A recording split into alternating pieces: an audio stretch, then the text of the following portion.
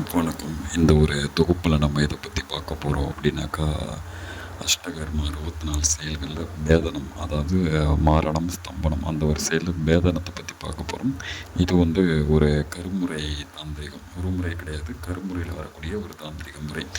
இந்த ஒரு முட்டை தாந்திரிகத்தில் நம்ம வந்து பேதன முறையில் பண்ணக்கூடிய இந்த ஒரு முறையில் வந்து பார்த்திங்க அப்படின்னாக்கா, நம்மளுக்கு கூடவே நண்பர்களாக இருக்கக்கூடியவங்களாக எதிரிகளாக இருந்தால் கூட, இல்லை உங்களுக்கு துரோகம் பண்ண போகிறாங்க அப்படின்னாலும் முன்கூட்டியே உங்களுக்கு வந்து தெரியப்படுத்துகிற இந்த தாந்திரிக முறையில்.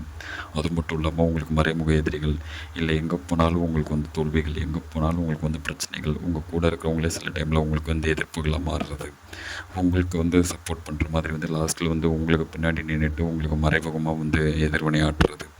இந்த மாதிரி எந்த ஒரு விஷயமா இருந்தாலும் வந்து அவங்கள வந்து ஓட ஓட விரட்டிடலாம். எப்பேற்பட்ட எதிரிகளாக இருந்தாலும் ஸ்க்ரீனில் தெரிகிற நம்பருக்கு கான்டாக்ட் பண்ணுங்கள். எப்பேற்பட்ட செய்வினை கோளாறு ஏவல் பிரச்சனையாக இருந்தாலும் தீர்த்திடலாம். ஸ்க்ரீனில் தெரிகிற நம்பருக்கு கான்டாக்ட் பண்ணுங்கள்.